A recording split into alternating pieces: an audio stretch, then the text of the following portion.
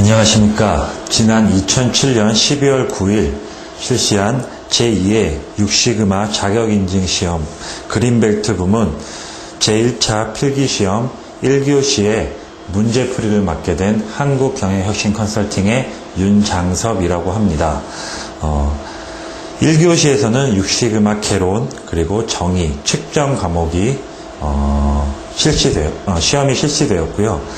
향후 본 문제풀이 과정을 통해서 그 식스시그마 그린벨트 자격에 응시하시는 분들에게 조금이나마 도움이 됐으면 좋겠습니다. 먼저 1번 문제부터 함께 보도록 하겠습니다. 1번 문제는 6시그마는 1987년 모토로라에서 탄생되어 1995년 G. 제겔치 회장이 전사적 경영혁신 방법론으로 선포하여 추진하면서부터 경영의 방법론으로 발전되어 왔다. 이와 같이 G가 성공할 수 있었던 것은 다음과 같이 체계적인 변화혁신 활동의 기반을 다져왔기 때문이다. 다음 중 G의 변화혁신 활동 전개 순서를 올바르게 배열한 것을 고르시오 라고 되어 있습니다. 자, 밑에 그림에서 보시는 것처럼 G는 1995년에 식스시그마를 전사적으로 도입하기 전에 워크아웃이나 베스트 프랙티스, 캡이라는 변화혁신 활동들을 통해서 그 기업 전반에 변화혁신에 대한 문화가 정착되어 있었습니다. 워크아웃은 기업에 어떠한 문제가 발생했을 때 그 문제와 관련된 이해관계자들이 어느 부서 단위별로 모이는 것이 아니라 부서와 상관없이 이해관계자들이 모여서 그 한 1박 2일 동안 자유로운 분위기 속에서 문제를 해결해 나가는 그런 회의 문화였습니다. 이러한 워크아웃이 그 G의 전사적인 경영혁신 방법론으로서 확산된 상태에서 이런 변화혁신 활동들에서 그 성공 사례인 베스트 프랙티스들이 그 새로운 지식과 아이디어로 공유되면서 조금 더 워크아웃에 힘을 실어줬었고, 이것보다 조금 더 구체적인 문제 해결 방법론으로서 캡이라는 활동들을 통해서 G의 변화혁신 문화가 구축됐다라고 볼 수 있습니다. 이러한 변화혁신 문화가 기업 전반에 걸쳐서 구축된 상태에서 95년에 제겔츠가 식스시그마를 전사적으로 도입하면서 품질을 상상시키는 그런 기존의 식스시그마 방법론의 프로세스 최적화라는 그런 개념으로 6시그마가 도입되면서 지금 현재까지 진행된 6시그마의 그 모습을 띠게 됐다라고 볼 수 있겠습니다. 그래서 G가 변화혁신 활동으로 전개된 순서로 올바른 것은 1번 워크아웃과 베스트 프랙티스, 캡, 6시그마가 답이 되겠습니다. 그래서 답은 1번이라고 할 수 있겠습니다. 다음은 수많은 경영기법과 달리 6시그마가 21세기 최고의 경영기법으로 인정받을 수 있었던 이유를 설명한 것입니다. 가장 적합하지 않은 것을 고르시오라고 되어 있습니다. 먼저 첫 번째 보겠습니다. 6시그마는 미래의 경영을 책임질 핵심 리더를 양성할 수 있는 벨트 제도를 두고 있기 때문이다 라고 되어 있습니다. 식스시그마가 국내에 들어온 지 벌써 10년 가까이 됐습니다. 이런 10년 동안 우리가 식스시그마가 성공할 수 있었던 여러 요소들을 얘기할 수 있는데, 그 중에서 그 핵심 리더들을 양성하는 그런 벨트 제도가 있었기 때문이라는 얘기들도 많이 하고 있습니다. 우리 벨트 제도에는 여러분들 다 아시다시피 그린벨트, 블랙벨트, 마스터 블랙벨트, 챔피언 이렇게 이루어져 있습니다. 이러한 각각의 벨트들이 식스시그마의 여러 방법론들을 익히고 문제를 풀어갈 수 있는 역량을 강화하면서 기업 내에서 핵심 리더로서 양성될 수 있는 그런 프로그램으로도 식스시그마가 많이 기여했다라고 볼 수 있겠습니다. 그래서 1번은 옳은 설명이 되겠고요. 두 번째는 6시그마는 프로젝트를 중심으로 리더십과 팀워크 그리고 문제 해결 스킬을 강조하기 때문이다. 자, 각각의 벨트, 챔피언이나 마스터 블랙벨트, 블랙벨트, 그린벨트 이런 각각의 벨트들은 프로젝트를 진행하는 데 있어서 팀 단위로 진행을 합니다. 그렇기 때문에 그 안에서 리더십도 발휘될 수 있고 팀원들 간의 팀워크도 상당히 좋아질 수 있습니다. 그렇기 때문에 6시간 프로젝트가 리더십이나 팀워크를 통해서 문제 해결 스킬을 강조했다는 이유도 맞는 설명이 되겠습니다. 세 번째를 보면 6시그마는 학문적 연구를 바탕으로 탄생되어 이론 중심의 다양한 방법론을 제공하기 때문이다 라고 되어 있는데, 학문적 연구를 바탕으로 두었기보다는 처음 1987년 모토로라의 마이클 해리가 식스시그마를 만들 때를 보면 기업이 안고 있는 실질적인 문제를 해결하기 위한 방법론으로 시작됐습니다. 그렇기 때문에 학문적인 연구가 바탕이 되어 있다는 말이 잘못됐다라고 하기는 조금 문제가 있겠지만, 학문적 연구를 바탕을 두었다기보다는 실질적인 문제 해결에 바탕을 두었다라고 보시면 되겠습니다. 그리고 이론 중심의 다양한 방법론을 제공하고 있다. 식스시그마 안에는 여러 가지 다양한 방법론들을 제공하고 있습니다. 이 안에는 당연히 이론적인 사항들도 들어가 있겠지만, 이러한 방법론들은 실제 문제를 풀 수 있는 그런 실질적 문제 해결 방법론이라고 보시면 되겠습니다. 그래서 3번이 가장 부적합한 설명이라고 할 수 있겠습니다. 자, 4번을 한번 보겠습니다. 6시그마는 기업 경영 목표를 위한 성과 중심의 프로젝트 활동으로 인식되었기 때문이다. 자, 기업이 존재하는 이유는 바로 성과를 내기 위함입니다. 그 성과를 낸다는 얘기는 바로 이익을 창출한다는 얘기겠죠. 기업은 좀 막말로 말씀드리면 돈이 되지 않는 일은 하지 않습니다. 그렇기 때문에 식스시그마는 경영 목표를 달성하기 위한 성과 중심의 프로젝트 활동이었기 때문에 그동안 큰 발전을 이룩했다고 볼 수 있겠습니다. 다음 중 최근 6시그마의 진화 및 발전과 더불어 국내 주요 기업에서 나타나고 있는 6시그마와 관련한 주요 이슈로서 가장 거리가 먼 것을 고르시오라고 되어 있습니다. 자, 일단 첫 번째를 보면 기업 비전 및 경영 목표 달성을 위한 전략적 프로젝트 선정을 위한 시스템 구축이라고 되어 있습니다. 처음 식스시그마가 마이클 해리에 의해서 고안됐을 때는 기존에 갖고 있는 문제점들이 눈에 보였고, 그러한 문제점들을 해결하기 위한 방법론으로 진행됐습니다. 그래서 그때 로드맵은 현재 갖고 있는 DMAIC 로드맵이 아닌 MAIC 중심으로 진행이 되어 있었고요. 그 M단계 안에 디파인이 일부 속해 있었다라고 보시면 되겠습니다. 근데 95년도에 잭 웰치가 GE에 식스시그마를 도입하면서 이런 기업의 문제점들을 찾아내는데 상당히 중요한 부분을 차지하고 있음을 인식했었고, 그렇기 때문에 디파인 부분들이 강조됐었습니다. 그래서 현재 우리가 알고 있는 DMAIC 로드맵이 이때 진행됐다고 보시면 되겠고요.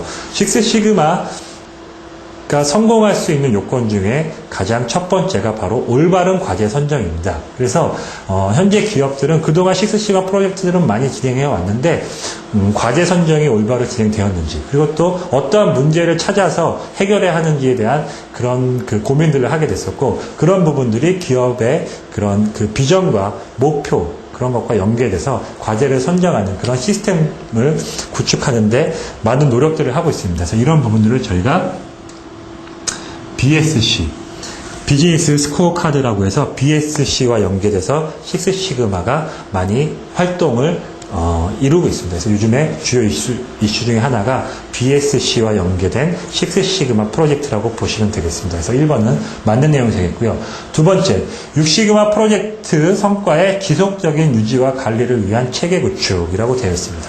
자, 식스시그마를 그동안 국내 기업에서 한 10년 정도 이상 진행하면서 그동안 식스시그마 프로젝트를 통해서 기업이 안고 있는 여러 문제들을 잘 해결했고 성과도 많이 났다라고 그렇게 생각들 하고 있습니다. 하지만 이러한 기업의 개선 노력들이 지속적으로 유지 관리되고 있느냐라는 의문점들을 많이 갖게 됐고, 그런 것들에 대해서 고민하다 보니까 개선은 잘 하는데 향후 개선된 사항들을 지속적으로 유지 관리해서 기업의 성과와 연계되는지에 대해서 부족한 부분들이 많이 있음을 이제 알게 됐습니다. 그래서 요즘에 대두되는 부분들 하나가 BPM이라고 해서 기존에 갖고 있던 저희 비즈니스 성과를 지속적으로 유지할 수 있는, 그래서 비즈니스 프로세스 매니지먼트라고 하는 BPM과 연계된 식스시그마 활동도 요즘 국내 기업의 이슈라고 보시면 되겠습니다. 그 다음에 세 번째, 신제품 및 신상품 개발을 위한 6시그마 로드맵 및 방법론 개발이라고 되어 있습니다. 자, 이 설명은 뭐죠? 6시그마의 로드맵은 DMAIC와 DFSS 로드맵으로 구성되어 있는데, 이렇게 신상품이나 제품을 개발할 때 어떠한 새로운 디자인이 필요합니다. 그래서 디자인 포 식스 시그마라고 하는 DFSS가 존재하고 있습니다. 근데 이런 DFSS는 지금 최근에 기업의 이슈가 아니고 예전부터 저희가 알고 있었던 방법론들이죠. DFSS는 GE가 MPI라는 신제품 개발 프로세스가 있었습니다. 이 프로세스가 식스시그마의 DMAIC 로드맵 방법론과 합쳐지면서 DFSS가 개발됐다고 보시면 되겠습니다. 개발된 시기는 1998년에서 1999년 이때쯤에 GE의 MPI 프로세스와 DMAIC 로드맵이 합쳐지면서 DFSS가 발전됐다고 보시면 되겠습니다. 그래서 3번의 내용은 맞긴 하지만 현재 그러니까 최근에 국내 기업이 안고 있는 식스시그마 연계된 그런 주요 이슈와는 가장 거리가 멀다라고 할 수 있겠습니다. 그다음에 네 번째를 보면 문제 해결 전문가 육성을 넘어서서 변화 관리 리더로서의 자질 함량을 강조하고 있다라고 되어 있습니다.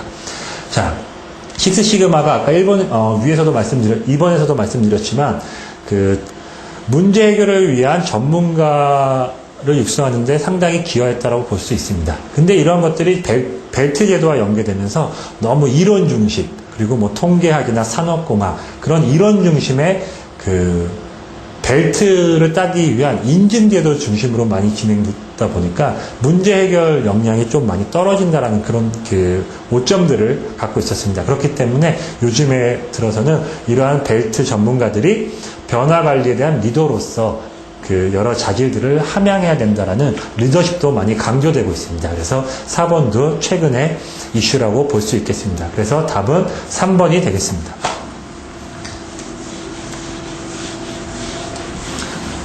자, 다음 4번으로 넘어가겠습니다.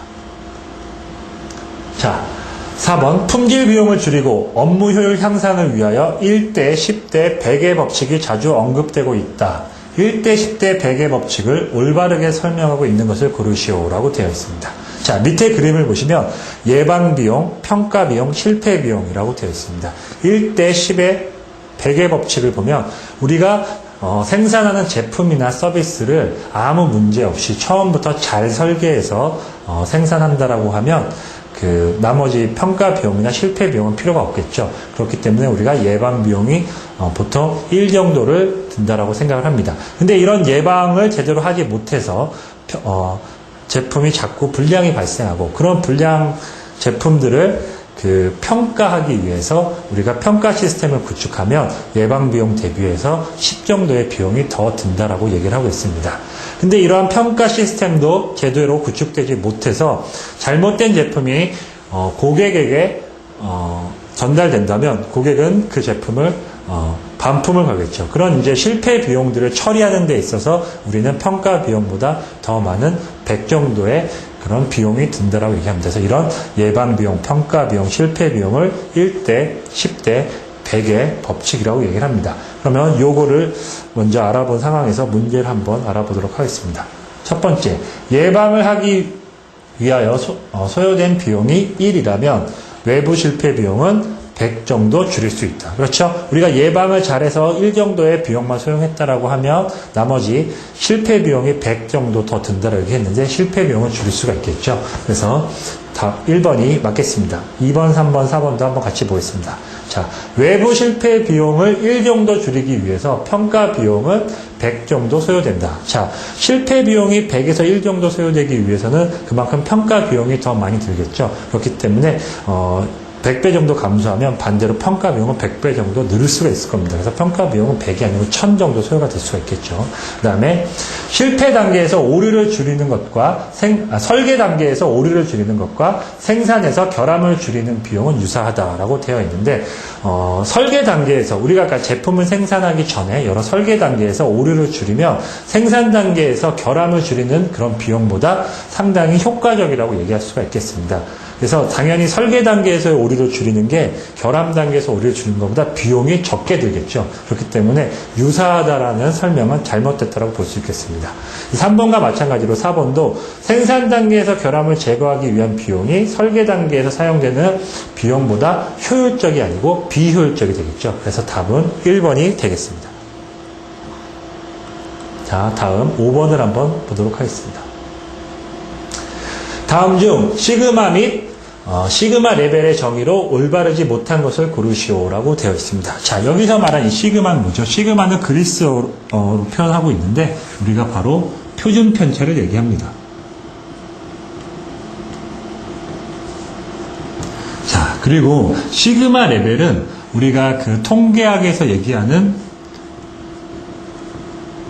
표준 정규 분포에서 그 정규 확률 변수 Z로 표현해 줄 수가 있죠. 그렇기 때문에 시그마와 시그마 레벨은 좀 다르다고 할 수가 있겠습니다. 근데 이거에 대한 설명으로 올바르지 못한 것을 한번 찾아보도록 하겠습니다. 자, 첫 번째, 시그마 레벨은 사업 성과의 척도로서 의미가 있음. 자, 우리가 3시그마보다 4시그마가 더 우수한 그런 그 기업의 성과라고 이렇게 얘기하듯이 바로 시그마 레벨이 높아질수록 기업의 성과는 높아질 수가 있겠죠. 이런 식으로 시그마 레벨은 사업 성과의 척도로서 의미가 있다. 맞는 설명입니다. 자, 두 번째, 시그마는 표준 편차의 의미로, 맞죠? 시그마는 표준 편차의 의미로 공정 능력을 나타내는 통계적 측정 단위다. 예, 맞는 얘기입니다. 그 다음에 3번, 시그마 수준값이 감소할수록 비용은 줄어들고 사이클 타임이 짧아지고 고객 만족도가 높아진다. 자, 비용이 줄고 쭉 봐서 고객 만족도가 높아지는 이런 회사, 이런 기업은 우리가 우수한 기업이라고 얘기할 수 있겠죠. 우수한 기업은 당연히 시그마 레벨이 높을 겁니다. 그래서 시그마 수준, 바로 이 시그마 레벨이 감소가 아니고 높을수록 우리가 비용이 줄고 사이클 타임이 짧아지고 고객 만족도가 높아진다라고 볼 수 있습니다. 그래서 답은 3번이 되겠습니다. 자, 그 다음에 네 번째 보면 시그마 수준 값이 증가하면 결함은 비선형적으로 감소한다. 자, 비선형적이라는 얘기는 우리가 만약 예를 들어서 시그마 수준과 결함을 봤을 때 불량률이라고도 할 수 있겠죠. 시그마 수준이 1에서 2로 증가했다고 해서 불량률이 1에서 2로 감소하진 않겠죠. 만약에 1에서 2로 이렇게 똑같이 이런 식으로 감소한다라고 하면 우리가 선형적으로 감소한다라고 얘기할 수 있습니다. 하지만 시그마 수준이 바로 Z 값은 그 확률의 확률 값에 의해서 그 결정되기 때문에 불량률, 바로 불량률이죠. 이 불량률이 비선형적으로 이렇게 감소하는 형태를 띠고 있습니다. 그래서 4번도 맞는 얘기가 됐습니다. 그래서 답은 3번이 되겠습니다.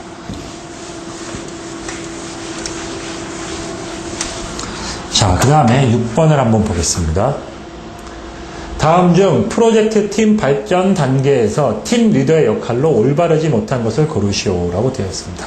자, 팀 리더로서, 그러니까 식스시그마는 팀 중심으로 구성되어 있는 프로젝트 그 활동이기 때문에 팀의 리더로서의 역할이 상당히 중요합니다.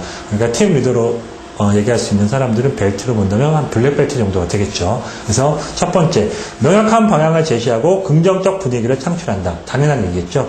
그 프로젝트가 우리 식스시간 프로젝트를 진행할 수 있는 방향성을 명확히 제시하고 그 다음에 긍정적인 분위기에서 효과적으로 프로젝트의 성과를 높일 수 있는 그런 분위기를 만들어내는 게 식스시그마 그 팀 리더로서 그 중요한 역할이라고 볼 수 있겠습니다. 그 다음에 두 번째, 갈등에 대한 합의와 규칙에 대한 합의를 이끌어낸다. 그렇죠?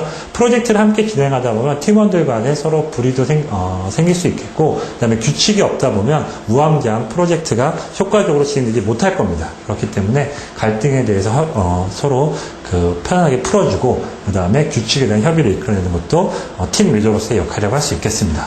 세 번째, 팀이 스스로 일의 방향을 제시하도록 유도한다. 그렇죠? 각각의 그 일을 스스로 잘 진행될 수 있도록 그 제시하는 것도 상당히 중요한 부분이고요. 그 다음에 필요한 때에만 팀 활동을 몰입할 수 있도록 도와준다. 자, 이것도 요즘에 그 식스시그마 활동이 기존에는 오프잡이라고 해서 식스시그마 프로젝트 프로젝트에 참여하는 인력들은 기존에 하고 있던 업무들을 중단하고 프로젝트에만 몰두했었습니다. 하지만 이제 식스시그마가 보편화되고 확산되면서 기존에 자기가 하던 일도 하면서 식스시그마가 진행이 되고 있는데, 이럴 때 필요할 때마다 팀 활동을 몰입할 수 있도록 도와주는 것도 팀 리더로서의 상당히 중요한 역할이라고 할 수 있겠고요. 저희가 선택과 집중이라는 얘기를 하고 있는데, 그러한 그 선택에 대한 집중을 할 수 있도록 도와주는 게 리더의 역할이라고 할 수 있겠습니다. 그 다음에 5번을 보면 모두가 협동해서 프로젝트를 수행할 수 있도록, 여기까지는 어느 정도 올바른 표현이라고 볼 수 있겠는데, 복합적인 일을 할당한다라고 되어 있습니다. 근데 그 프로젝트 실행 등록서에 팀원들을 쭉 나열하면서 그 안에서 각각의 팀원들이 어떠한 업무를 할 건지 역할을 부여해주는 일을 합니다. 그래서 누구는 어떠한 일들을, 어떤 집이는 무슨 일을 하는지, 이렇게 각각이 맡은 일들을 명시해 주는 게 좋기 때문에 복합적인 일을 할당하는 것은 프로젝트를 진행하는데 별로 효율적이지 못합니다. 그래서 답은 5번이 되겠습니다. 자, 다음 7번을 한번 보도록 하겠습니다. 다음은 6시그마 프로젝트 수행 로드맵에 따른 프로젝트 수행 활동을 설명한 것이다. 다음 설명 중 가장 올바른 것을 고르시오라고 되어 있습니다. 먼저 첫 번째 보면, 프로젝트가 선정된 이후에 고객의 핵심 품질, 바로 CTQ죠. CTQ를 선정하고 프로세스의 능력을 평가한다. 자, 어떠한 단계의 설명일까요? 바로 디파인 단계에 대한 설명입니다. 그래서 챔피언이나 아니면 마스터 블랙벨트, 그리고 몇몇 BB들을 통해서 우리가 프로젝트가 선정이 되면 그 프로젝트에 맞는 CTQ를 선정하고 프로세스의 능력을 평가하는 디파인 단계 내용. 그래서 1번은 올바른 설명이 되겠고요. 2번은 관리 계획을 수립하고 개선안을 적용하여 핵심 인재를 도출한다. 자, 여기서 관리 계획을 수립해서 개선안을 적용한다. 여기까지는 컨트롤 단계의 활동이겠죠. 근데 핵심 인재를 도출하는 것은 우리가 애널라이즈 단계에서 통계적 가설 검증들을 통해서 우리가 Y에 영향을 주는 X 인자들, 그러니까 잠재 원인 중에서 핵심 인자를 도출하게 되겠죠. 그래서 2번은 틀린 설명이 되겠고요. 3번은 현수준 파악을 한 후에 측정 시스템 분석하여 개선 활동을 검증한다. 자, 현수준 파악이나 측정 시스템 분석을 하는 활동들은 매저 단계에서 이루어지죠. 그런데 현수준 파악을 한 후에 측정 시스템 분석을 하는 것이 아니고, 현수준 파악을 하기 위해서 우리가 데이터를 얻게 되는데, 그 데이터의 신뢰성을 확보하기 위해서 우리가 먼저 측정 시스템 분석을 합니다. 이런 측정 시스템 분석이 끝난 후에 공정 능력 분석을 통해서 우리가 현수준을 파악하게 되겠죠. 그래서 매저 단계에 대한 내용들은 맞은데 설명이 순서가 틀렸다고 볼 수 있겠습니다. 그래서 3번도 잘못된 설명이고요. 4번, 실수 방지책을 적용한 후 잠재 인재에 대한 우선순위를 검토한다. 자, 일단 실수 방지책을 적용한다라는 얘기는 컨트롤 단계에서 프로젝트 팀이 개선한 그런 개선 사항들을 실제 적용하는 데 있어서 잘못 적용하거나 오적용할 수 있는 그런 실수책들을 방지해주는 활동들이 컨트롤 단계에서 진행이 되고요. 잠재 인재에 대한 우선순위와는 바로 우리가 매저 단계에서 진행을 하죠. 그래서 CTQ에 대한 CTQ에 영향을 줄 수 있는, CTQY에 영향을 줄 수 있는 잠재 인재들을 도출하고 우선순위하는 단계는 매저 단계에서 이루어집니다. 그래서 답은 1번이 가장 올바른 설명이라고 볼 수 있겠습니다.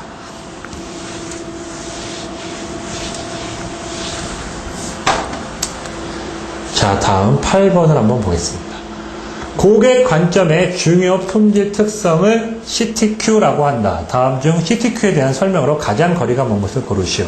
자, CTQ, Critical to Quality하고 맞죠? 맞습니다. 그리고 2번, 고객 관점에서 본 핵심 품질 특성을 의미한다. 자, CTQ 도출되는 과정을 보면 우리가 고객의 소리, 그러니까 고객의 니즈, VOC를 도출하고 이 VOC를 기반으로 해서 고객의 핵심 요구사항 CCR을 산출하게 됩니다. 이 CCR을 기반으로 해서 우리가 CTQ를 선정하게 되고요. 이러한 일련의 과정들을 통해서 우리가 CTQ를 선정한다고 볼 수 있겠습니다. 그래서 VOC, 고객의 관점에서 이야기한, 그러니까 고객의 언어라고 할 수 있겠죠. 고객의 언어인 VOC를 기업의 언어인 CTQ로 전개해 나가는 과정들이 이루어집니다. 그렇기 때문에 당연히 CTQ는 고객의 관점에서 본 핵심 품질 특성을 의미하는 게 맞는 설명이겠죠. 그 다음에 3번, 고객 만족도 평가 지표라고 되어 있습니다. 우리가 고객 만족도 평가 지수라고 얘기하는데 보통 CSI라고 해서 여러분들이 가끔 어떤 기업 광고나 아니면 여러 매체물에서 뭐 상품들을 광고할 때 국가 고객 만족도 뭐 1위 아니면 뭐 고객 만족도 1위 뭐 이렇게 해서 그 평가 시상 제도를 통해서 뭐 1위 하는 그런 그 제품들이 있습니다. 이런 것들은 CSI라고 해서 CTQ와는 좀 거리가 먼 사항이겠죠. 그래서 답은 3번이 되겠습니다. 자, 4번도 보면 고객의 요구를 바탕으로 실천함. 당연하죠. CTQ는 바로 VOC로부터 도출되기 때문에 죄송합니다. 그래서 CTQ는 고객의 요구를 바탕으로 설정한다고 볼 수 있겠습니다. 그래서 답은 3번이 되겠습니다. 다음에 9번을 한번 보겠습니다. 자, 다음은 프로젝트 목표 기술서에 대한 설명이다. 다음 중 올바르지 못한 것을 2가지 고르시오라고 되어 있습니다. 자, 프로젝트 목표 기술서. 우리가 프로젝트 목표 기술서를 뭐 프로젝트 등록서 아니면 프로젝트 뭐 테마 차트라고 얘기를 하는데 이러한 프로젝트 목표 기술서에는 밑에서 보시는 것 같이 한 6가지 항목들이 들어가 있습니다. 꼭 이 형식에 맞게 그 프로젝트 실행 계획서를 작성할 필요는 없겠지만 이러한 6가지 항목들은 들어가 있는 게 원칙입니다. 그래서 보시면 비즈니스 케이스, 그래서 우리가 왜 일을 해야 하는지 그런 내용들을 기술해 주겠죠. 그래서 시장 환경이나 기업의 어떠한 그 특성들을 고려해서 비즈니스 케이스를 기술하고요. 그 다음에 이제 기회 기술서라고 해서 어떠한 실패 경험이 있었는지 무엇이 잘못되었는지에 대해서 설명을 해줍니다. 그래서 뭐 현재 상황에서 뭐 고객의 클레임이 자꾸 들어온다던가 뭐 불량률이 어느 정도 된다던가 그런 그 실패에 대한 경험들을 기록해 주겠죠. 그 다음에 이제 목표 기술서에서는 우리의 개선 목적과 목표가 무엇인지도 설명합니다. 그래서 기존에 뭐 그 클레임이 어느 정도 발생되고 있고 불량률이 어느 정도 발생되고 있는데 향후 어디까지 우리가 그 개선해서 목표로 삼겠다라는 그런 목표 기술을 작성하게 되고요. 그다음에 프로젝트 범위, 우리가 일할 수 있는 권한의 범위는 어디까지인지, 그리고 어떤 프로세스를 대상으로 진행할 건지, 그리고 우리가 수행할 범위가 아닌 것은 어떤 것인지, 이런 우리가 프로젝트 진행하는데 그 스코프를 정해주는 범위들도 기록하게 됩니다.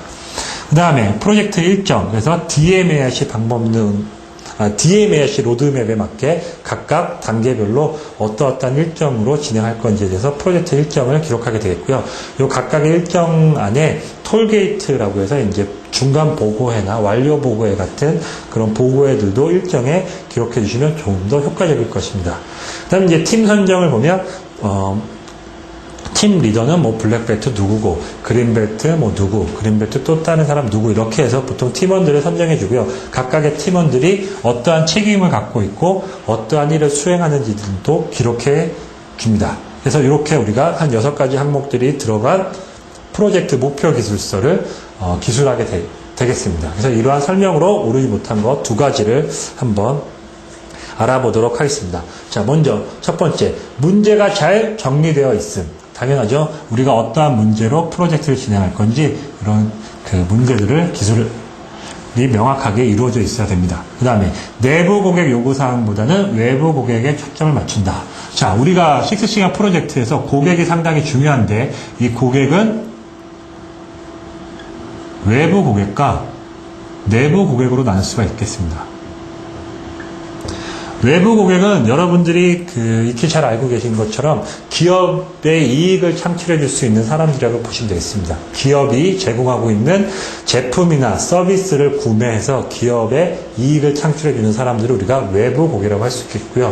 내부 고객은 그 기업 내에서 프로세스 안에서 함께 일하는 조직 구성원이라고 생각하시면 되겠습니다. 그래서 뭐 관련 부서 사람들이거나 아니면 뭐 챔피언, 블랙벨트, 뭐 그린벨트 그런 사람들이 다 내부 고객이 될 수 있겠죠. 근데 이러한 그 고객이 그 외부 고객하고 내부 고객 중에서 어느 쪽에 초점을 두고선 프로젝트를 진행한다라고 하기에는 그 오류가 있습니다. 왜냐하면 우리가 그 기업의 실질적인 그 성과와 연계가 된 외부 고객 초점으로 된 프로젝트가 있을 수도 있겠지만, 기업 내 프로세스를 개선하는 데에는 내부 고객을 초점으로도 이루어질 수가 있습니다. 그래서 어느 고객을 초점으로 해서 프로젝트를 진행한다는 것은 잘못된 설명이 될 수가 있습니다. 그래서 다 2번이 먼저 틀리고요. 그 다음에 세 번째, 사업 성과에 직결되어 포지티브한 임팩트가 기대된다. 당연하죠.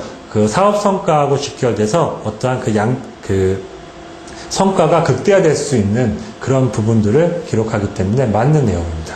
그 다음에 4번은 해결코자 하는 문제가 팀원의 직무나 목표와 직결되어 있어야 된다. 자, 당연히 프로젝트를 진행하는 팀원들과 그리고 또 목표가 그 서로 문제와 연관이 있어야 되겠죠. 그래서 4번도 맞는 내용이고요. 5번, 프로젝트 범위는 가급적 넓게 정해서 효과를 극대화한다.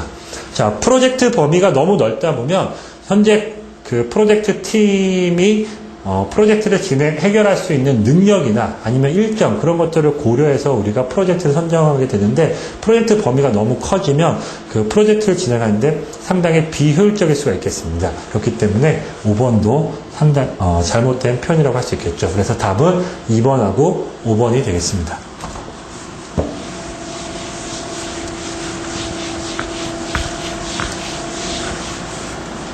자, 다음 10번으로 넘어가겠습니다.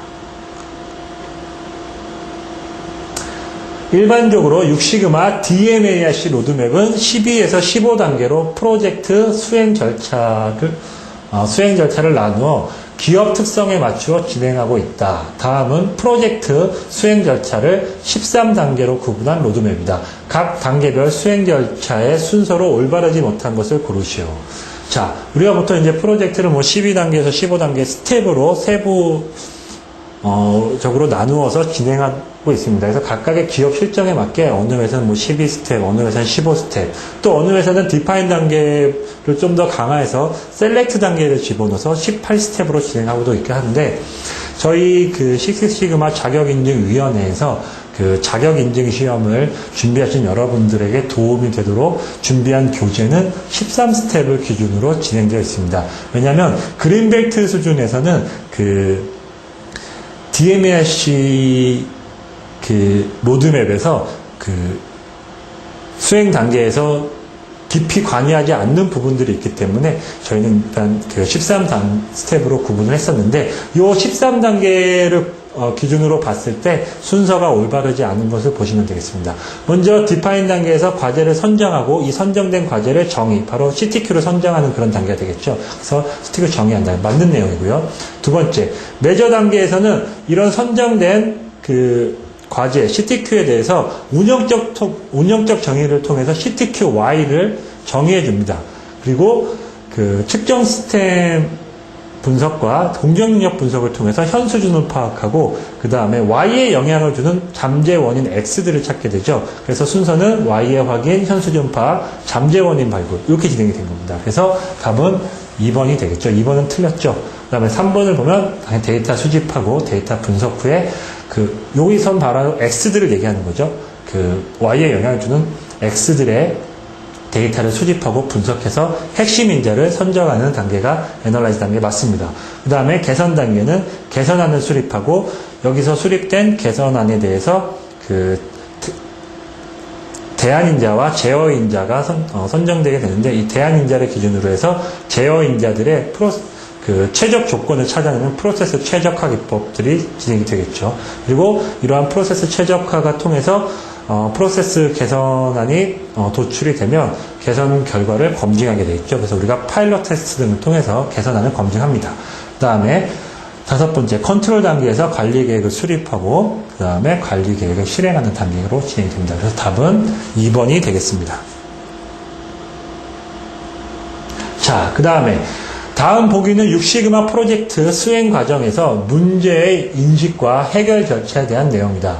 다음 중 문제를 해결하는 순서로서 올바르게 나타난 것은? 자, 우리가 식스시그마가 크게 성공할 수 있었던 이유 중에 하나는 바로 실제적인 문제를 통계적인 문제로 전환시켜서 통계적으로 해결하고 그 다음에 다시 실제로 적용시키는 그런 순서에 의해서 진행됐기 때문에 그 식스시그마가 성공했다고 볼 수 있습니다. 바로 기업이 안고 있는 그리고 프로세스가 안고 있는 문제를 수치화해서 객관적인 방법에 의해서 해결한 그런 방법들이 바로 식스시그마 방법이라고 볼 수 있겠죠. 그래서 보시는 것처럼 실제적인 문제를 파악해서 이 실제적인 문제를 통계적 문제로 파악한다는 얘기는 바로 수치화시켜줬다는 얘기겠죠. 수치화해준 이 내용들을 통계적으로 해결해서 다시 해결안에 실제 적용한다. 그래서 답은 니은, 기역, 디귿, 리을. 그래서 3번이 답이 되겠습니다. 자, 그 다음에 12번 한번 보겠습니다. 다음 중 정의 단계에 대한 설명으로 올바르지 못한 것을 고르시오. 자, 첫 번째, 고객을 구명하고 VOC에 근거한 고객의 요구를 도출한다. 자, 맞는 얘기죠. 이 VOC들이 나중에 이제 CCR이나 CTQ로 그 선정이 될 겁니다. 그 다음에 비즈니스 개선 기회와 고객의 요구를 충족시키기 위한 CTQ를 도출한다. 맞는 얘기죠. VOC와 근거해서 그 CTQ를 도출합니다.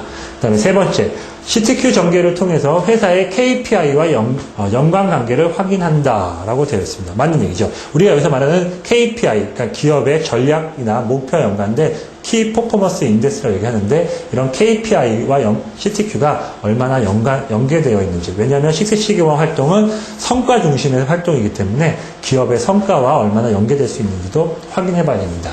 그 다음에 CTQ로부터 Y를 도출하고 성과 표준을 결정한다. 자, 이 도출된 CTQ-Y로 선정해 주는 게 뭐죠? 매저 단계에서 이루어지는 운영적 정의, 우리 Y의 확인이라고도 얘기를 하는데, 이 운영적 정의를 통해서 우리가 도출된 CTQ에 대해서 CTQ-Y를 도출합니다. 그렇기 때문에 4번은 매저 단계에 대한 설명이죠. 그래서 답은 4번이 되겠습니다.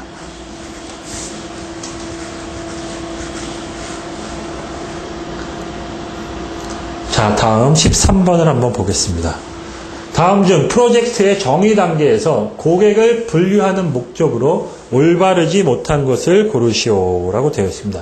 자, 일단 첫 번째 보면 높은 성장률과 수익성을 가진 시장을 목표로 잡을 수 있는 능력을 개선하기 위해서. 그렇죠. 우리가 이제 고객을 분류하는 목적 중에서 그 시장성, 시장의 목표를 잡는데 그 고객이 관여하기 때문에 고객을 분류하는 목적으로 올바른 표현이 맞습니다. 그 다음에 두 번째, 한정된 마케팅, 판매 자원에 최적화된 활용을 할 수 있도록 능력을 제공해 준다. 그렇죠. 현재 우리가 기업이 현재 안고 있는 수준, 그런 능력 대비해서 최적의 그런 그 프로세스 조건을 만들어주기 위해서 고객을 분류하는 것도 맞는 내용이 되겠죠.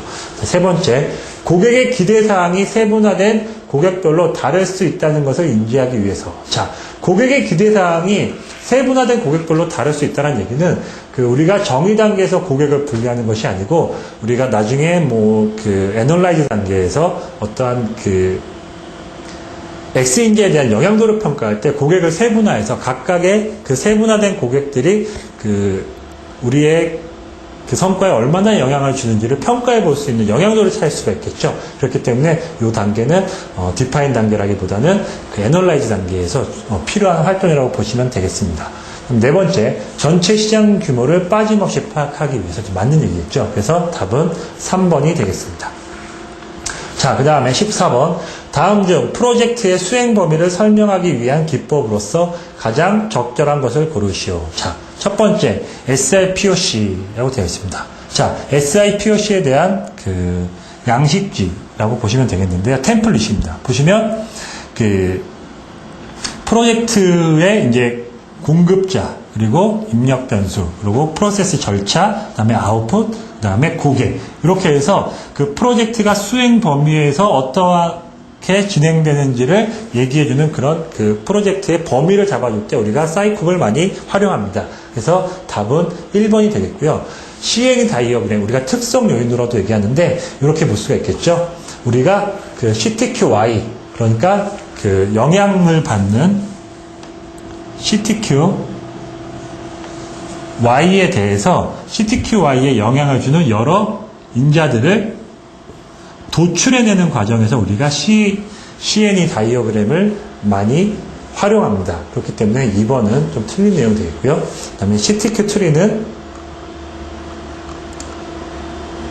우리가 그 사업부 단위 아니면 그 밑에 뭐 그 팀 단위 아니면 전사 단위 이런 식으로 우리가 그 위에서부터 전략적으로 그 CTQ들을 선정하게 됩니다. 그래서 CTQ는 어떠한 그 프로젝트의 범위를 선정해 준다기보다는 우리의 그 프로젝트 내용들을 이제 체계적으로 그 구체화되게 진행하는 그런 그 과정이라고 볼 수가 있겠습니다. 그래서 3번도 잘못된 표현이고요. 자, 이건 이제 마인드맵입니다. 그래서 우리가 연상 갖고 있는 여러 생각들을 여러 기준들에 의해서 쭉 전개해 나가는 그런 방법론이라고 보실 수 있겠습니다. 그래서 보시는 것처럼 프로젝트 수행 범위를 설정하기 위한 기법은 바로 사이콥이 되겠죠. 그래서 답은 1번이 되겠습니다.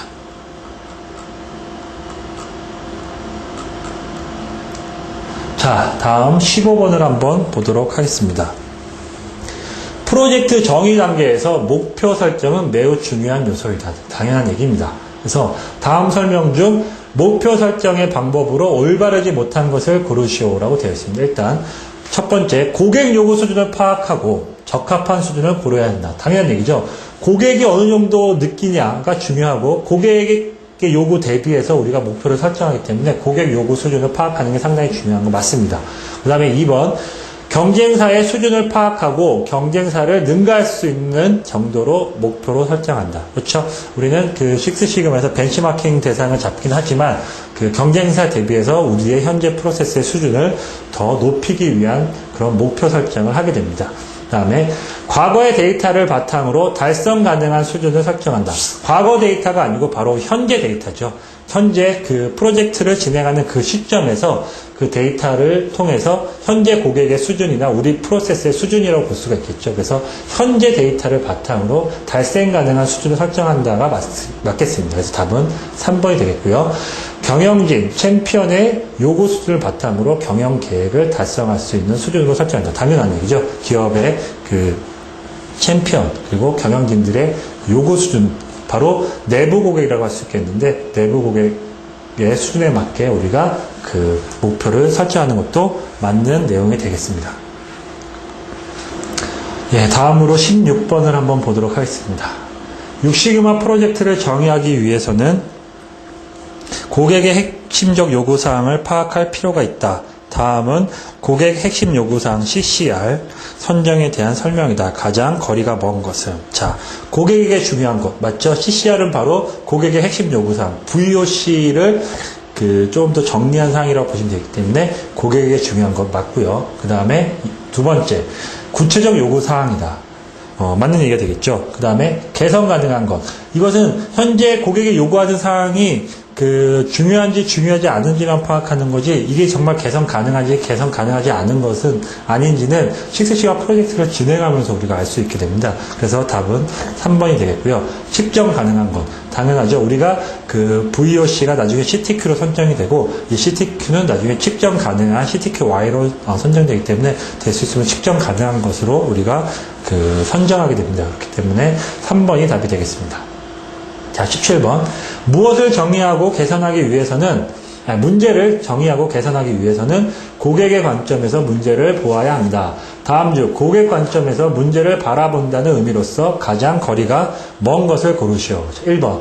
고객이 측정하는 방법대로 측정한다. 맞는 얘기죠. 고객이 원하는 수준을 측정하기 위해서는 고객이 느끼는 대로 측정해야 됩니다. 그 다음에 고객이 느끼고 보는 대로 공정 능력을 평가한다. 맞는 얘기입니다. 그 다음에 세 번째, 고객에게 전달되는 최종 아웃풋의 산포를 이해해야 된다. 그렇죠? 고객에게 전달되는 최종 아웃풋, 바로 기업이 제공하는 상품이나 서비스가 되겠는데, 이러한 서비스의 산포, 고객이 느끼는 스펙과의 차이가 되겠죠. 그래서 3번도 맞는 얘기가 되겠습니다.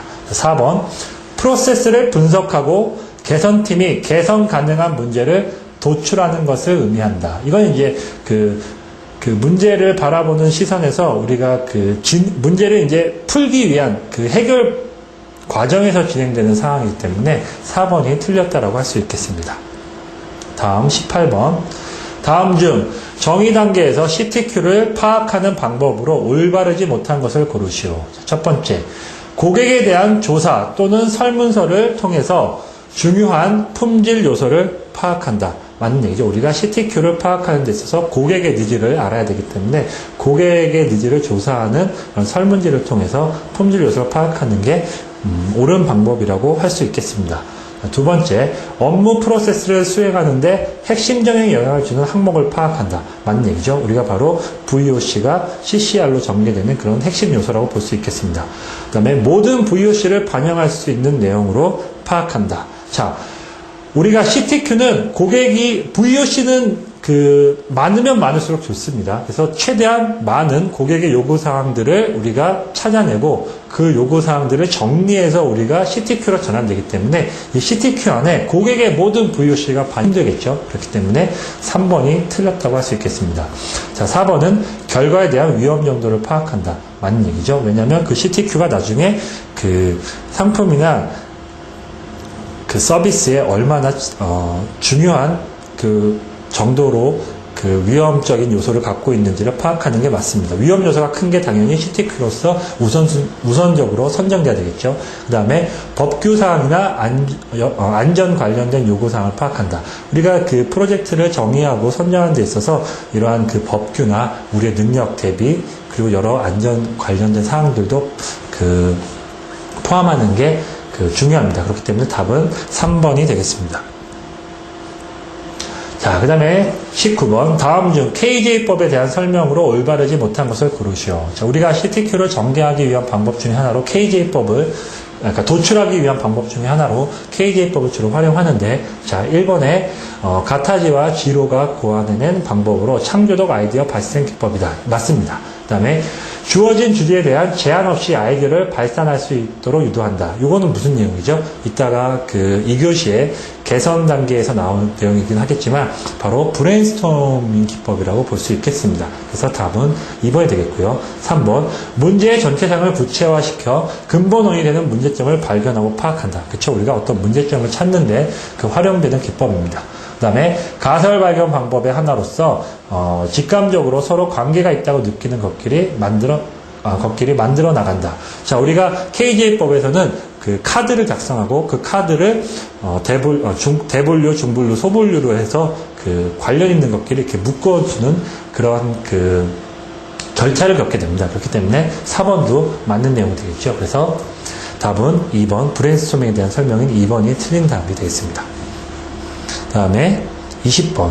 자, 다음 보기는 측정 단계의 목표에 대한 설명이다. 가로 안에 알맞는 내용을 순서대로 올바르게 나타낸 것을 고르시오. 자, 일단 측정 단계는 CTQ로부터 Y를 노출하고 봤죠? 우리가 바로 운영적 정의를 통해서 CTQ Y를 도출합니다. 그래서 측정 방법과 성과 표준을 결정할 수 있고 Y에 대한 무엇을 분석할 수 있으며 무엇일까요? 바로 우리가 그 데이터에 대한 신뢰성을 확보하기 위한 측정 시스템이 되겠죠. 그래서 측정 시스템 분석을 할 수 있고, 측정 시스템 분석을 통해서 공정의 데이터를 수집해서 현재의 공정 능력 분석을 통해서 공정 능력을 확인할 수가 있습니다.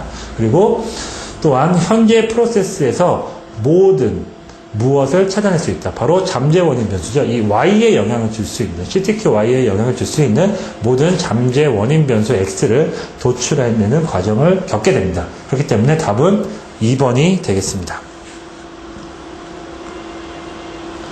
자, 다음 21번. 다음 중 정규 분포에 대한 설명으로 올바르지 못한 것을 두 가지 고르시오라고 되어 있습니다. 자, 일단 밑에 보이는 게 정규 분포입니다.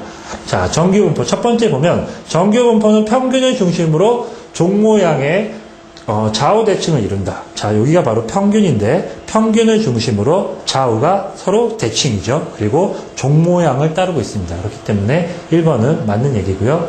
그 다음에 정규 분포 곡선 아래 전체 면적은 항상 1이다. 이쪽 면적을 얘기하는데 우리가 그 확률의 공리에서 그 확률의 전체 합은 1이라고 얘기를 합니다. 그래서 정규 분포 곡선 아래가 바로 확률 전체를 의미하기 때문에 면적은 항상 1이 되는 게 맞습니다.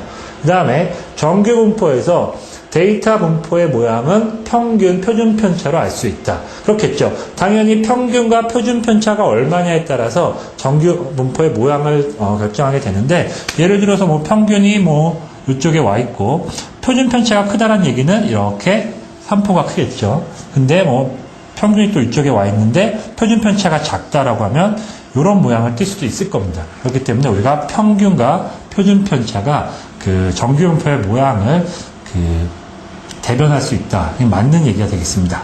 자, 그 다음에 정규 분포를 표준화하면 평균은 1이고 표준 편차는 0이다 라고 되어 있는데, 정규 분포를 표준화하면 바로 표준 정규 분포가 되죠.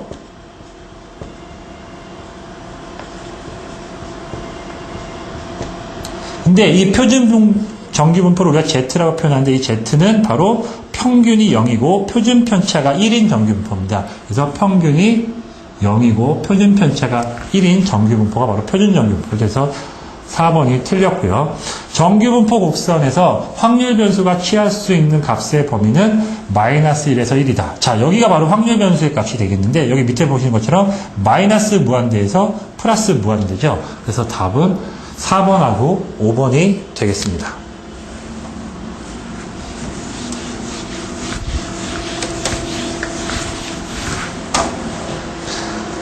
자, 다음 21번. 모집단이 자연적으로나 혹은 인위적으로 집단을 형성하고 있을 때, 이러한 집단 중 몇 개를 랜덤하게 선택해서 선택된 집단 전체를 조사하는 방법을 고르시오. 자, 우리가 그 표본을 추출하는 여러 방법론들을 중에 하나라고 선택하시면 되겠는데, 이렇게 어떠한 그 자연적으로나 인위적으로 집단을 구성하고 있을 때 그 집단 안에서 랜덤하게 무작위로 우리가 그 표본을 추출하는 방법을 집락 표본 추출이라고 얘기를 합니다. 층별 표본 추출은 우리가 어떠한 그 모집단을 구간을 나눠서 순차적으로 간격별로 그러니까 간격별로 우리가 뽑는 거를 층별 표본 추출이라고 얘기하고요. 확률 표본 추출은 전체 모집단 대비해서 집단의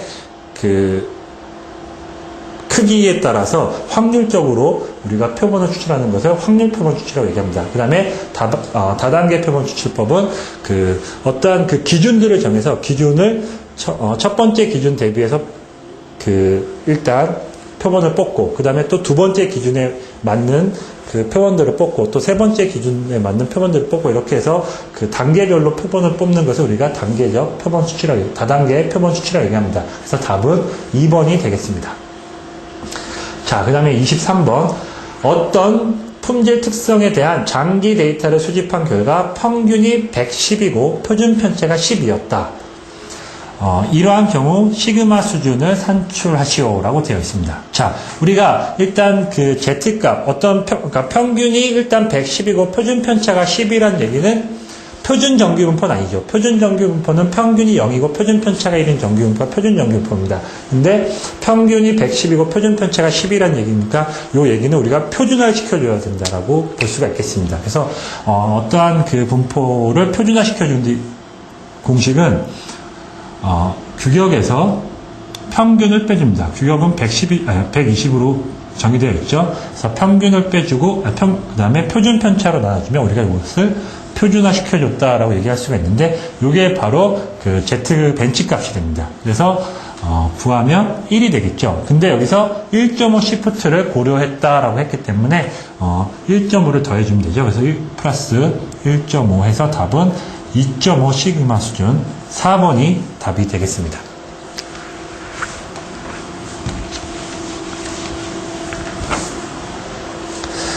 자, 다음 24번.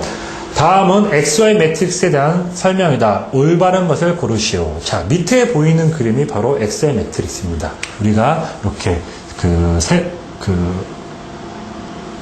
행에다가 CTQ 목록들을 기록해 줍니다. 이 작성된 목록들에 대해서 중요도, 바로 웨이트를 주게 되겠고요. 이 중요도로 해서 먼저 CTQ를 기록을 하고요. 그 다음에 이 CTQ에 영향을 줄 수 있는 잠재 원인 변수들을 기록하게 되고요. 각각의 잠재 원인들이 하나의 CTQ. 우리가 그 어떤 프로젝트 안에는 CTQ가 여러 개가 있다라는 거 여러분들도 다 알고 계시죠. 그래서 여러 CTQ를 대상으로 해서 각각의 그 잠재 인자가 각각 CTQ 항목에 어느 정도 영향을 주는지를 그 웨이트를 줘서 평가를 합니다. 그 후에 이제 우리가 그 서로 곱해줘서 그 합계가 가장 큰 게, 여기 보시면 그 256으로 합계 가장 큰 게 첫 번째 우선순위가 되겠죠. 이런 식으로 작성하시는 게 XY 매트릭스입니다. 그래서 도출된 잠재 원인 변수를 우선순위화 해주는 그런 방법론이 바로 XY 매트릭스라고 하실 수가 있겠습니다. 그래서 문제를 한번 보면 첫 번째, 프로세스 맵에서 인자를 파악한 후에 작성한다. 그렇죠. 맞는 얘기가 될 수 있겠죠.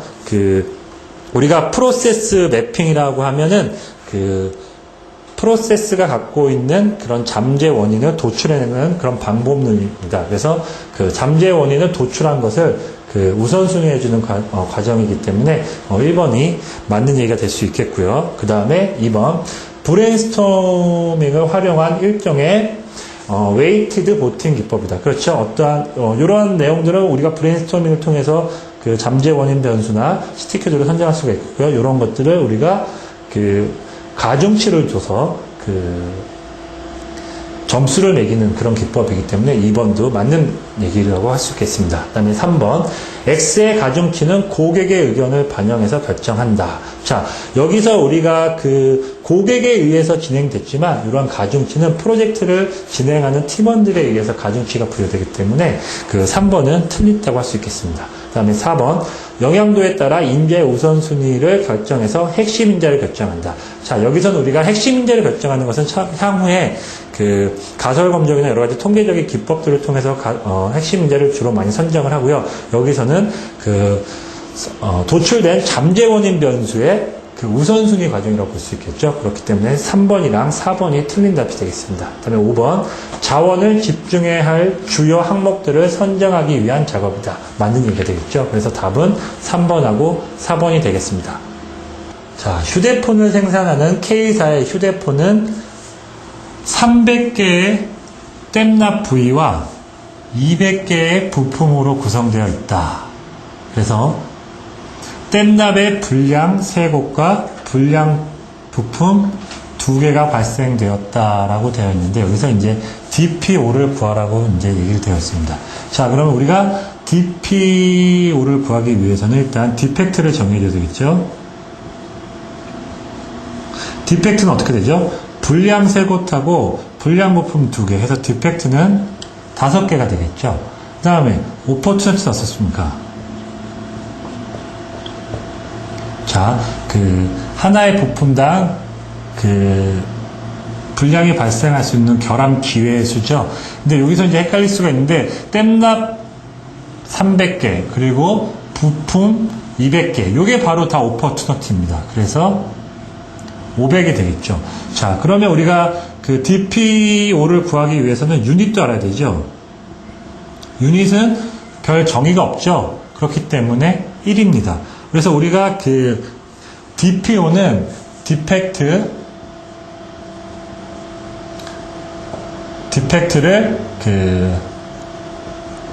토탈 오퍼튜니티로 나눠주면 되겠죠. 그래서 디펙트는 5가 되고, 그 다음에 토탈 오퍼튜니티는 어떻게 구하죠? 오퍼튜니티 곱하기 유닛 3 되겠죠. 그래서 500.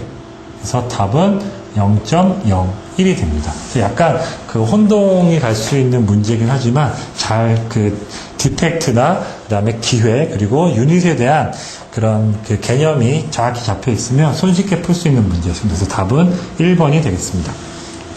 다음 26번을 한번 알아보도록 하겠습니다. 자, 공정 능력은 단기와 장기로 구분할 수 있다. 다음 중 장기 공정 능력과 단기 공정 능력을 가장 올바르게 설명한 것을 고르시오로 되어 있습니다.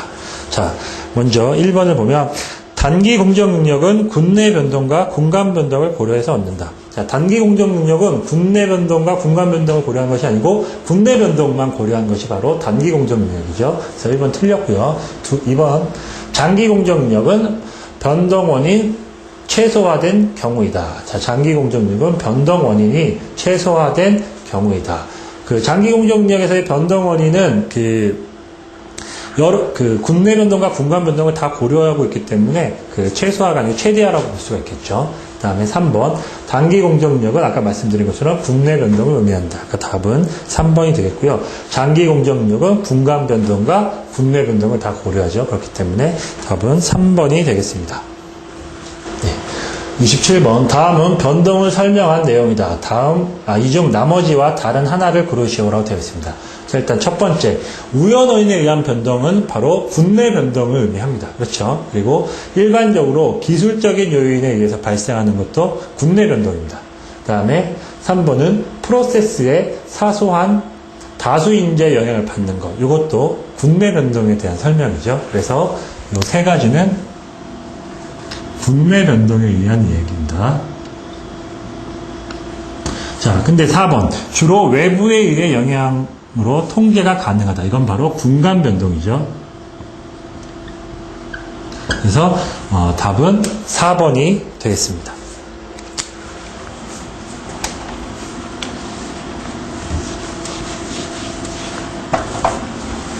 다음에 28번.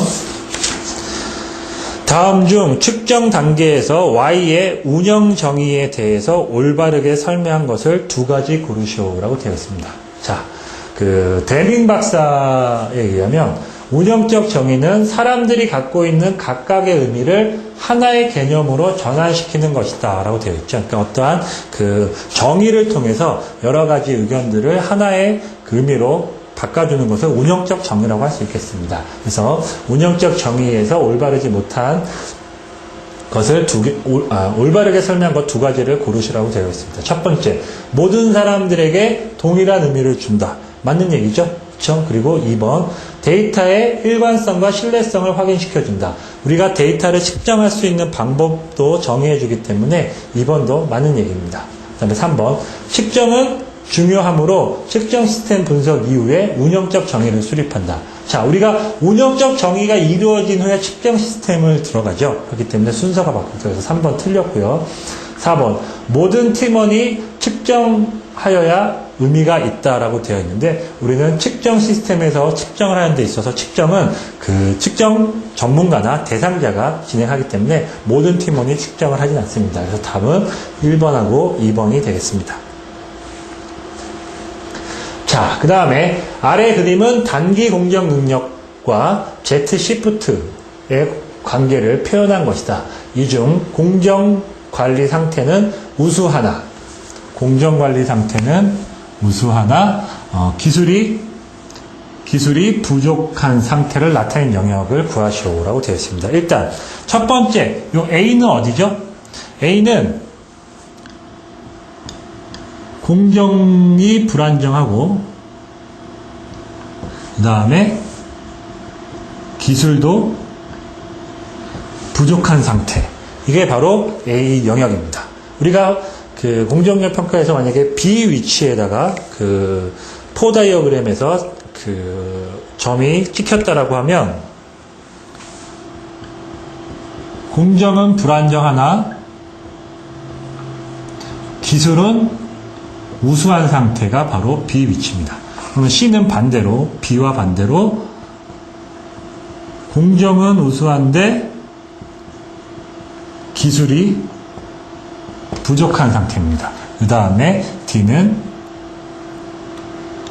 초인류 기업이라고 보시면 되겠습니다. 그래서 공정관리 상태는 우수한데 기술이 부족한 건 어디죠? 공정은 우수한데 기술이 부족한 거 C죠. 그래서 답은 3번이 되겠습니다.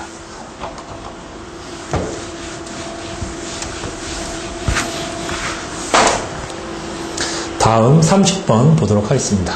다음 중 계량형 데이터에 속하는 것은 무엇인지 고르시오. 자, 우리가 데이터는 크게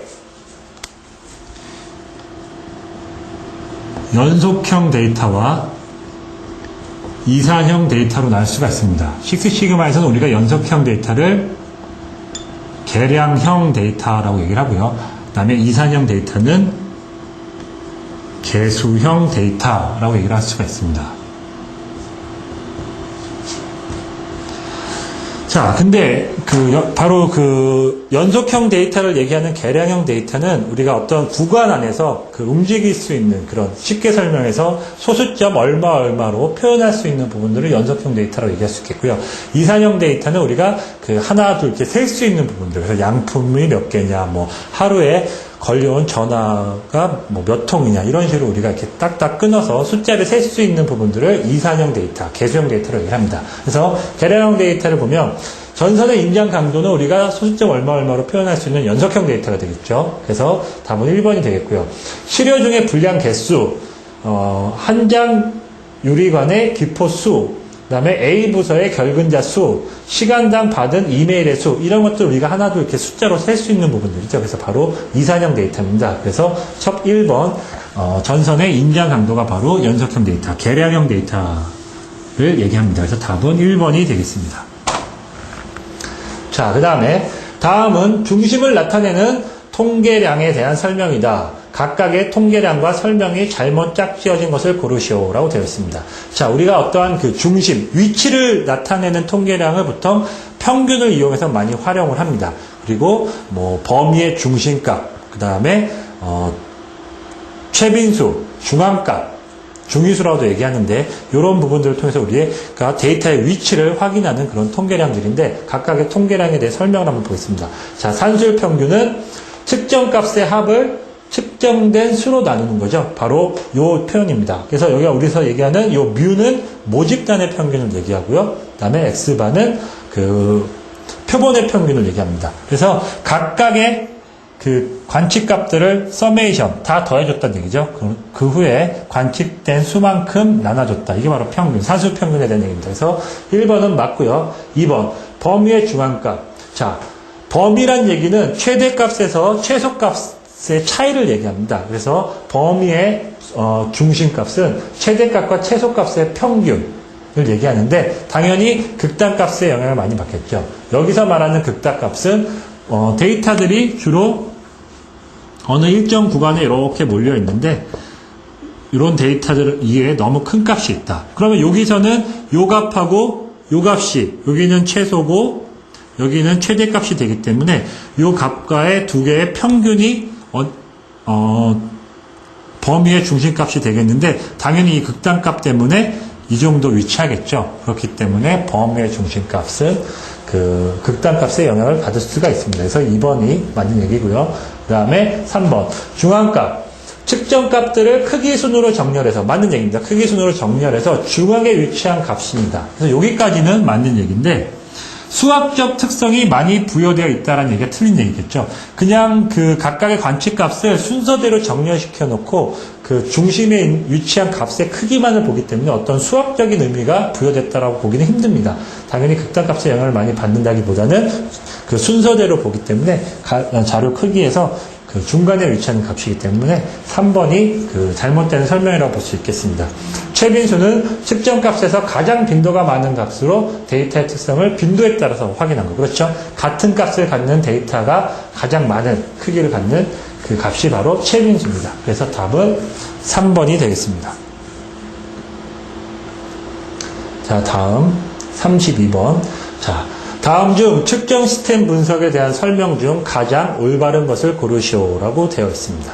자, 일단 우리가 프로세스에 존재하는 산포는 크게 공정 변화에 의한 산포와 측정에 의한 산포가 있다고 볼 수 있겠는데 우리 측정 시스템은 바로 이 측정에 대한 산포를 얘기합니다. 그래서 우리가 측정에 대한 산포는 계측기 산포와 계측자 산포, 그러니까 계측기기 그리고 사람에 대한 산포로 구분할 수가 있는데 계측기 산포는 정확성, 안정성, 선형성, 반복성 이 네 가지 특성을 갖고 있습니다. 그리고 계측자, 사람에 대한 산포는 재현성이라는 특성을 갖고 있는데 이런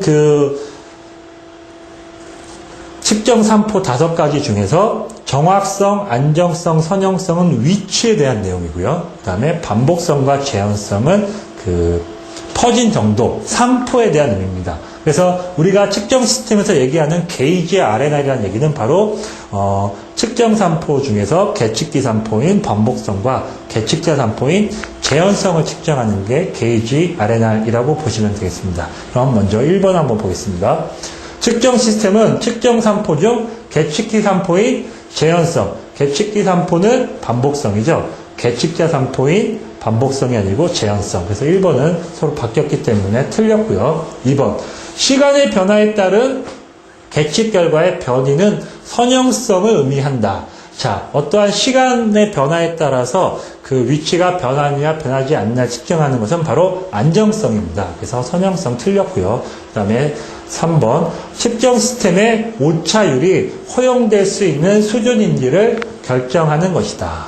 자, 그 측정 시스템이 그 원래 실제 값과 얼마나 차이가 있는지 차이가 있지 않은지 오차율을 우리가 갖고 있는 기준에서 얼마나 허용할 수 있는지 없는지를 보는 게 바로 게이지 RNR이고요. 이게 바로 퍼센트 RNR이라고 얘기를 합니다. 그래서 우리가 기준을 10% 이하면 어느 정도 현재 갖고 있는 측정 시스템을 그 유지해서 활용할 수 있다라고 얘기할 수가 있겠고요. 10%에서 30% 사이에 있으면 그 측정 시스템의 뭐 중요도나 아니면 그 확보한 데이터의 뭐 수집 빈도 그런 것들을 통해서 그 개선할 건지 개선하지 않을 건지를 그 판단해서 결정할 수가 있겠고요. 30% 이상 되면 무조건 측정 시스템으로서 부적합하다라고 얘기할 수가 있습니다. 그래서 3번은 옳은 표현이 되겠고요. 측정된 전체 프로세스 변동 중에서 측정 시스템이 차지하는 변동을 허용 오차율이다라고 했는데 여기서 말하는 허용 오차율은 측정 시스템이 합격 여부를 판단해주는 그런 그 합격 능력입니다. 그렇기 때문에 4번도 틀린 답이 되겠죠. 그래서 답은 3번이 되겠습니다. 참고로 밑에서 보시는 것처럼 얘기하는 퍼센트 RNR 값이 바로 게이지의 총 변동을 얘기하는데 요 퍼센트 기여도가 10% 미만이면 우리가 그 수용할 수 있고 10에서 30이면 중요도 비용에 따라서 판단을 해야 되고 그다음 30% 이상이면 거부를 합니다. 그다음에 판별 지표나 허용 오차율도 우리가 게이지 RNR을 평가할 때 함께 확인하는 그런 그 측정 값이라고 보시면 되겠습니다.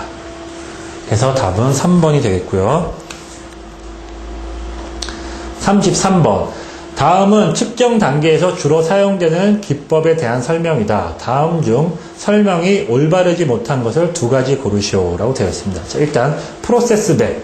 CTQ에 관련된 프로세스의 잠재 인자를 발굴한다. 맞죠? 우리가 어떠한 그 프로세스의 전반적인 흐름을 쭉 도식화해서 표현하면서 원인들을 찾아내는 그런 기법으로 활용할 수가 있습니다. 그래서 1번은 맞는 얘기고요. 엑소의 매트릭스, 출력 변수들이 영향을 미치는 잠재 입력 변수의 우선순위야. 그렇죠? 아까 우리가 위에서 봤듯이 그 가중치를 부여해서 점수를 매겨서 우선순위화 해주는 그런 기법이 엑소의 매트릭스입니다. 그래서 2번도 맞는 답이 되겠고요. 3번, FMEA는 프로세스에 발생할 수 있는 잠재적 고장 유형을 파악하는 것 맞죠? 그래서 심각도, 발생도, 탐지도 그 세 가지 기법에서 RPM 값을 활용해서 우리가 그 FME를 확인할 수가 있습니다. 그래서 3번도 맞는 값이 되겠고요. 그 다음에 4번, 게이지 RNR, 측정 시스템에 대한 정확도를 평가한다. 정확도가 아니고 바로 산포를 얘기하는 정밀도를 판단하는 거죠. 그렇기 때문에 4번이 틀렸고요. 그 다음에 CNE 다이어그램, 바로 특성 요인들을 얘기하는데 출력 변수에 영향을 주는 핵심 인자를 선정하는 것이 아니죠. 우리 CNE 다이어그램을 통해서 그 CTQY, 그러니까 출력 변수에 대해서 영향을 미치는 여러 잠재 원인들을 도출해내는 그런 방법이 바로 CNE 다이어그램입니다. 그렇기 때문에 4번하고 5번이 틀렸다고 할 수 있겠습니다. 자, 그 다음에 34번. 아래의 그림은 미니탭을 이용해 게이지 RNR 분석 그래프를 얻은 결과이다. 그래프를 해석하는 방법으로 올바르지 못한 것을 고르시오. 자, 일단 1번.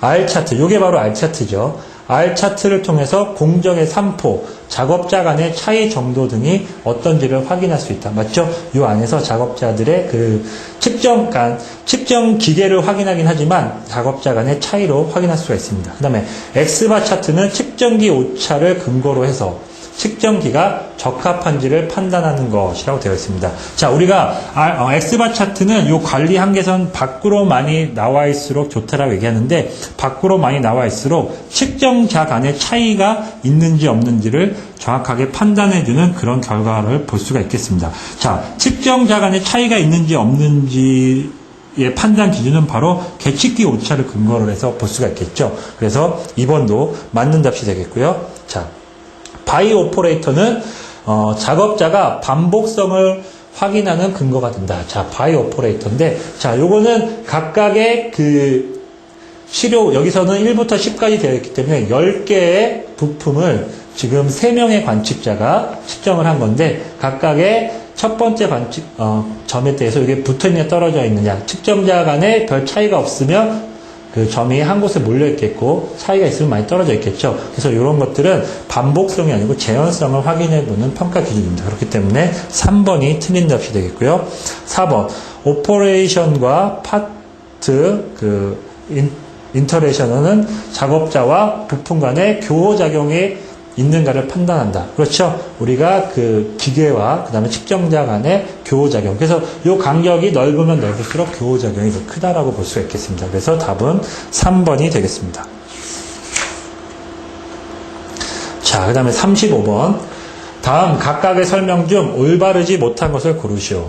자, R 관리도는 프로세스의 산포 관리를 위해 표본의 표준 편차를 이용한다. 자, R 관리도 바로 레인지, 범위의 약자입니다. 그렇기 때문에 표준 편차가 아니고 범위를 활용해서 이용하기 때문에 1번이 틀렸고요.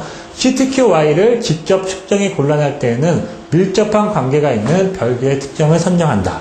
자, 우리는 될 수 있으면 CTQY를 측정 가능한 지표로 선택하는 게 맞는데, CTQ가 상당히 그 프로젝트의 중요한 품질 요소이긴 하지만 측정이 곤란할 때는 우리가 다른 밀접한 관계가 있는 것을 측정해서 그 특성을 대변하기도 합니다. 그래서 2번도 맞는 내용이고요. 매저 단계에서 공정 능력 분석은 품질 개선의 가이드라인을 제공해준다. 맞는 내용이죠. 그리고 4번, 시그마 수준은 프로세스의 평균에서 규격, 상한이나 하한에서 가장 가까운 거리에 표준 편차를 몇 개 집어넣을 수 있느냐, 몇 배만큼 떨어져 있느냐 확인하는 거다. 맞습니다. 그래서 답은 1번이 되겠습니다. 자, 36번. 다음은 프로젝트 Y에 대한 시그마 수준 산출의 의의 및 중요성에 대한 기술이다. 가장 거리가 먼 것을 고르시오. 자, 성과 표준을 만족하는 결과물을 생산하는 프로세스의 능력을 정량화한다. 맞는 얘기죠. 그래서 1번 맞는 얘기고요. 그 다음에 당면한 문제의 기술, 당면한 문제가 기술적 문제인지 관리의 문제인지를 파악할 수 있다. 이것도 우리가 시그마 수준을 통해서 알 수가 있습니다. 아까 그 포 다이어그램 에서 우리가 A, B, C, D 각각의 찍힌 위치에 따라서 우리가 확인을 할 수가 있었죠. 그래서 그런 부분들도 함께 판단할 수가 있습니다. 그 다음에 3번, 제품이나 프로세스의 개선을 비교하기 위한 기초 수준을 나타낼 수 있다. 자, 3번도 맞는 얘기죠. 그 다음에 총 변동에서 계측 시스템에 의한 변동이 차지하는 변동의 크기에 대한 정보를 제공해준다. 자, 요거는 시그마 수준 산출, 공정능력에 대한 시그마 수준 산출이 아니고 바로 측정 시스템에 대한 설명이죠. 그렇기 때문에 4번이 틀린 답이라고 할 수 있겠습니다. 자, 37번.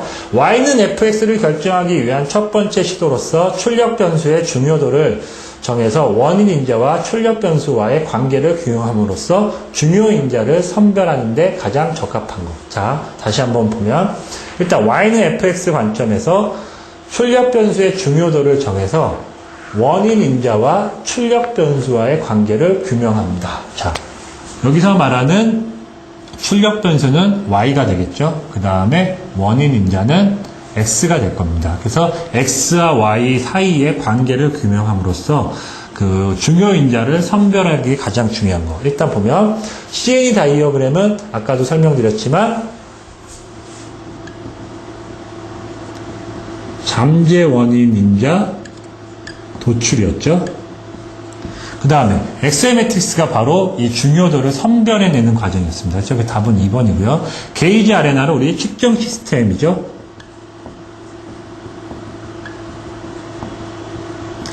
분석에 대한 내용이고요. 그 다음에 SIPOC는 바로 그 프로젝트의 범위를 정의해 주는 게 SIPOC라고 볼 수 있습니다. 그래서 답은 2번이 되겠죠.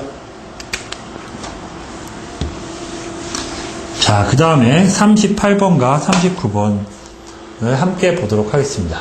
자, 다음은 공정에 대한 측정 시스템의 신뢰성을 분석하기 위해 게이지 아레나를 실시한 결과이다.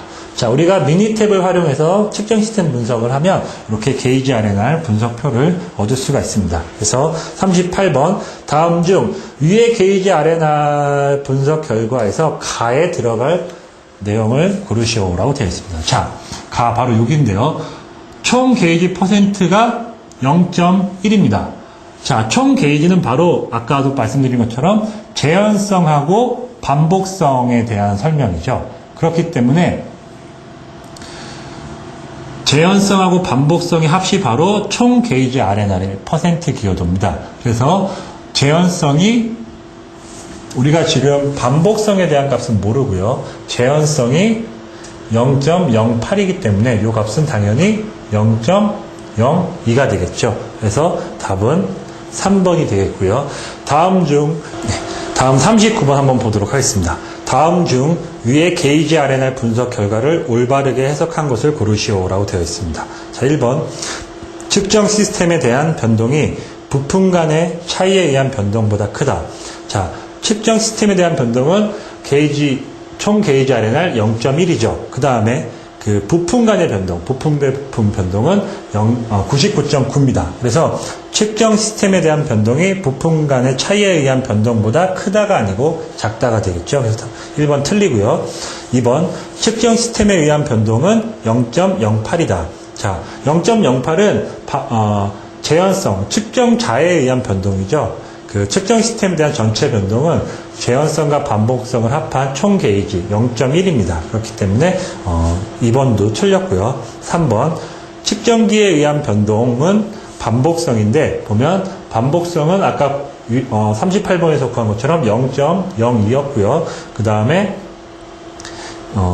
측정자 재현성은 0.08이었습니다. 그래서 계측기에 의한 변동이 측정자에 의한 변동보다 크다가 아니고 작다가 되겠죠. 그래서 3번도 틀렸습니다. 자, 4번은 현재의 측정 시스템은 신뢰할 수 있는 측정 시스템이다. 자, 우리가 아까도 설명드렸지만 이 퍼센트 기여도가 10% 미만 10%보다 작으면 신뢰할 수 있는 측정 시스템이라고 설명을 드렸습니다. 그렇기 때문에 지금 현재 총 게이지 아레나의 퍼센트 기여도가 0.01로 상당히 작기 때문에 신뢰할 수 있는 측정 시스템이라고 할 수 있겠습니다. 그래서 답은 4번이 되겠습니다.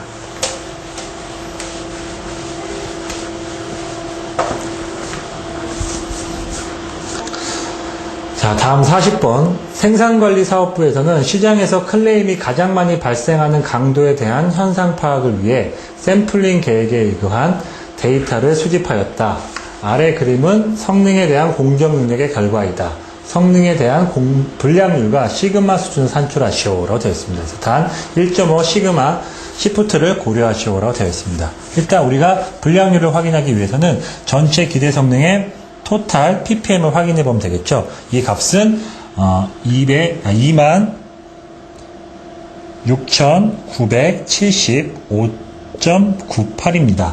우리가 이 ppm 값을 불량률로 계산해 주면 ppm은 100만 개의 기회에서 그 불량이 발생할 수 있는 결함 수죠. 그렇기 때문에 나누기 1, 10, 100, 1000만, 10만, 100만을 해주면 되겠습니다. 그래서 값은 0.002697 얼마가 되겠죠. 그렇기 때문에 불량률은 0.27%가 되겠습니다. 자, 그 다음에 시그마 수준은 전체 공정 능력의 Z벤치 값을 보면 되겠죠. 이 값이 1.93입니다. 근데 1.5 시프트를 고려하라고 했기 때문에 더하기 1.5를 해주면 얼마죠? 3.43 시그마 수준이 되겠습니다. 그래서 답은 불량률 0.27%와 시그마 수준 3.43. 그래서 4번이 답이 되겠습니다. 그래서 이상으로 제2회 자격인증시험 그린벨트 부분 1교시 시험 문제 풀이를 마치도록 하겠습니다. 감사합니다.